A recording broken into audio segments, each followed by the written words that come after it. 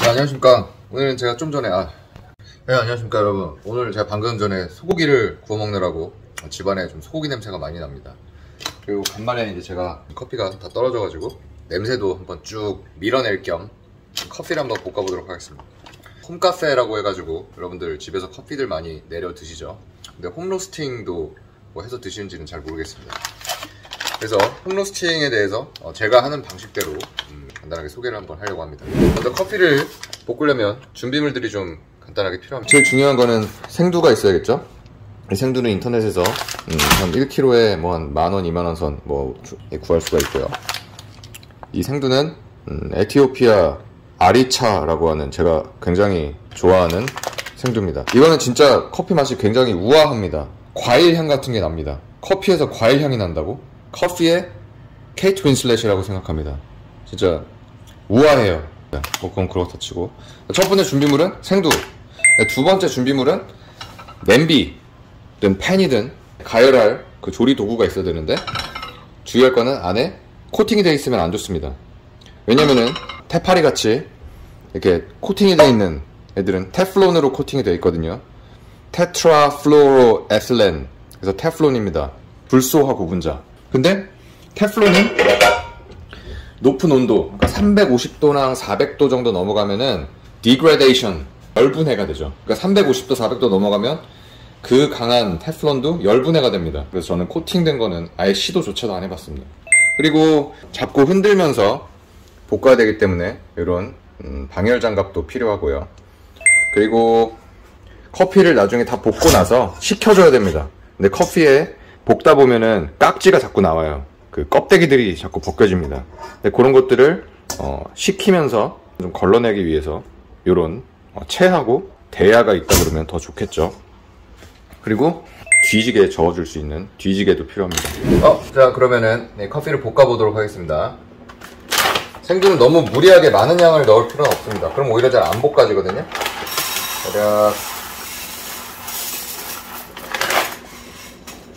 대략 바닥에 이렇게 좀 고르게 덮일 정도? 이 정도만 넣어주면 됩니다. 그리고 처음에는 불을 너무 세게 켜지 마시고요. 한 요 정도? 그래서 수분을 먼저 제거해줘야 됩니다. 수분이 있으면은 얘네가 잘 익지를 않습니다. 수분을 먼저 좀 날려줄게요. 이게 손으로 열도 좀 체크도 해주고요. 볶다 보면 이제 열기가 훅훅 올라옵니다. 이렇게 손으로 만지면서 얘가 어느 정도 가열이 됐구나 확인을 해주시면 됩니다. 중간중간에 되게 못생긴 콩들이 있어요.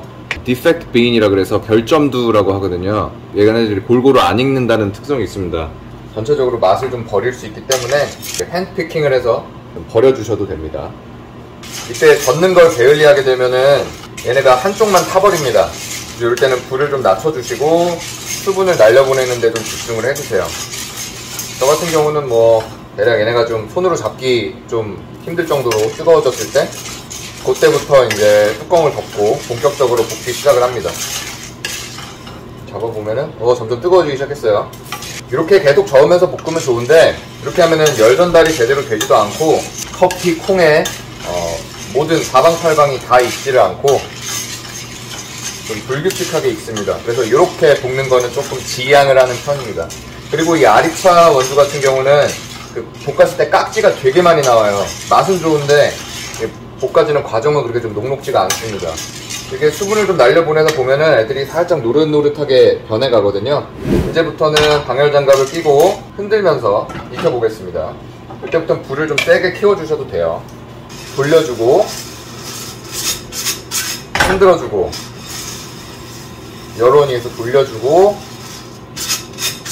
흔들어주고 하면서 익혀주시는 게 좋습니다. 중간중간에 수분을 날려 보내주셔야 됩니다. 커피콩이 바짝 말라있지만 나름 식물이라 함유한 수분이 되게 많아요. 수분을 잘 날려주셔야 이것들이 나중에 카라멜화 반응이 일어나면서 탁탁 터지는 그런 파핑이 가능해집니다. 깍지도 많이 나옵니다. 이렇게 깍지가 점점 나오기 시작했다는 거는 익고 있다는 소리입니다. 그리고 색깔도 약간 누렇게 계속 인내심 있게 반복해 주시면 됩니다. 날려보내고 수증기가 같이 나올 때 볶아지는 냄새가 굉장히 고소하고 달아요. 기분이 좋습니다. 구수한 달고나 냄새랄까? 콩의 구수함. 사실 콩은 아니라 커피 체리 열매의 씨죠.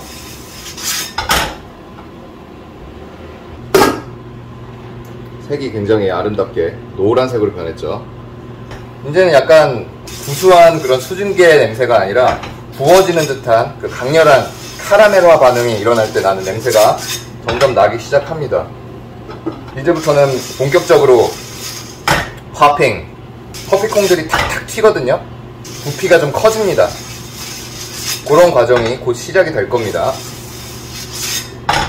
그리고 얘네가 이제 슬슬 파핑이 올 것 같다 파핑이 올 것 같다라는 생각이 들면 흔드는 속도도 조금 늦춰주신다든지 열원 위에서 머무는 시간이나 흔드는 방식 이런 것들을 경험에 따라서 점점 발전시켜 나가시면 됩니다. 저도 처음엔 많이 망했어요. 이 아리차 브라하누 같은 원두의 경우에는 파핑이 총 2번이 있거든요. 1차 파핑하고 2차 파핑이 있습니다. 근데 1차 파핑의 후반이나 2차 파핑의 한 초반 정도 그때 딱 불을 꺼주시면은 제일 맛있는 원두가 됩니다. 1차 파핑은 소리가 팍팍 이렇게 누가 봐도 그 팝콘 터지는 소리가 나고요. 2차 파핑은 크래킹이라고도 하는데 그냥 이렇게 그냥 뭔가 쪼개지는 그냥 자글자글 하는 소리가 납니다. 이따가 보여드릴게요. 중간중간에 뚜껑은 자꾸 이렇게 열어주셔야 그 막 역한 그런 탄 냄새가 나는 걸 막을 수가 있습니다. 이제는 색깔이 많이 변했죠. 갈색으로 변했습니다. 이제 곧 파핑이 올 겁니다.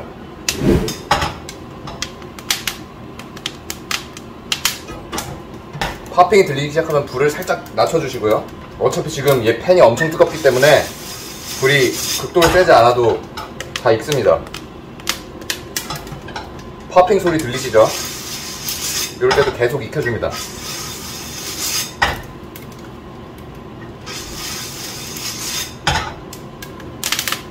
빡빡빡 소리 나죠? 색깔도 굉장히 어둡게 변했고 파핑이 굉장히 심합니다.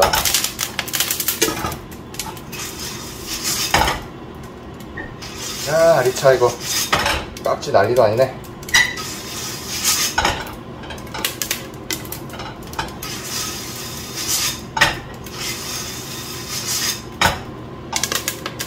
아직 1차 파핑이 활발합니다. 뻥뻥뻥 하죠.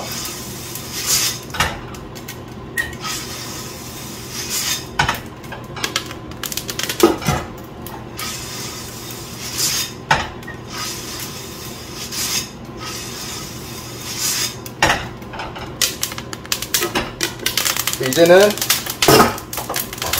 하는 소리가 들리죠.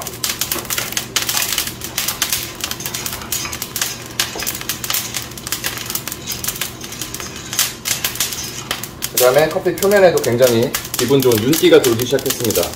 요건 이제 2차 파핑. 크랙이 일어나고 있는, 크랙이 시작되면서 이제 1차 파핑의 후반 정도로 판단이 돼가지고 일단은 불을 껐습니다. 그리고 여기 있는 잔열로 익히면서 이 아리차 브라하누, 이 아리차 원두의 로스팅을 마무리하려고 합니다. 이 잔열도 굉장히 세요. 이 팬이 굉장히 뜨겁거든요.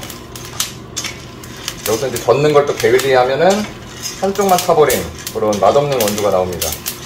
이제 대략적으로 색깔이 굉장히 이제 진한 갈색, 연한 갈색, 정규 분포를 따르기 때문에 어떤 애들은 더 꺼놓고 어떤 애들은 더 하얗고 이런 거 있을 수 있어요. 얘를 식히는 곳에다가 부어줍니다. 이렇게 부어놓고 얘를 이제 식혀주겠습니다. 잔열로 익혀도 된다고 충분하다고 한 게 이 팬이 얼마나 뜨겁냐면은 엄청 뜨거워요. 그래서 좀 팬도 좀 식혀줘야 되고요. 그 다음에 팬이 식을 때 계속 이제 우리 원두를 이렇게 좀 저어주면서 김을 식혀줍니다. 굉장히 지금 뭐 윤기 돌게 잘 볶아졌죠. 아주 고소하고 이런 행복한 냄새가 납니다. 400g 정도 될 것 같은데 그 정도 볶는데 걸리는 시간은 대략 한 20분 정도라고 생각하시면 됩니다. 그리고 이게 인덕션보다는 가스레인지가 훨씬 유리해요. 왜냐면 인덕션은 열원에서 내가 그 냄비를 떼면은 가열이 안 되죠. 근데 이거는 자꾸 흔들면서 볶아줘야 이렇게 골고루 볶아질 수가 있기 때문에 인덕션 히터 같은 경우는 저도 쓰다가 굉장히 좀 불편해가지고 차라리 브루스타로 놓고 막 쓰고 그랬었습니다. 이거 손으로 만지시면 안 됩니다. 손으로 만지면 진짜 뜨겁거든요. 뒤집개로 나무로 된 게 좋아요. 부드럽잖아요. 자꾸 저어주는데 팬에 상처 나면 또 안 좋으니까 뒤지개로 뒤지게 저어주면 됩니다. 뜨겁진 않게 해가지고 맛을 봐도 돼요. 맛을 보게 되면은 얘가 어느 정도 볶아졌구나 그런 걸 알 수가 있습니다. 맛이 좋네요. 원두를 다 볶고 나서는 이렇게 좀 넣어놨습니다. 홈로스팅을 같이 한번 해봤습니다.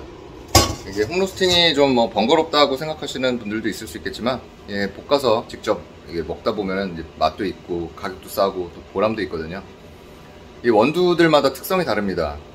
그래서 원두의 특성들을 이렇게 알아가면서 내가 좋아하는 원두를 선별하고 또 찾아내고 또 얼마나 내가 볶으면 좋을지 그런 것들을 방법론들을 좀 레시피를 확립해가는 과정들도 저는 개인적으로 굉장히 재밌습니다. 그래서 이렇게 홈로스팅을 즐기는 거고요. 그럼 여러분들도 혹시나 홈로스팅에 관심이 생기시면은 이런 식으로 집에서 간단하게 생두만 있으면 볶아 먹을 수 있다 하는 거를 말씀드리면서 오늘 마치도록 하겠습니다. 여러분 모두 건강하십시오. 필승!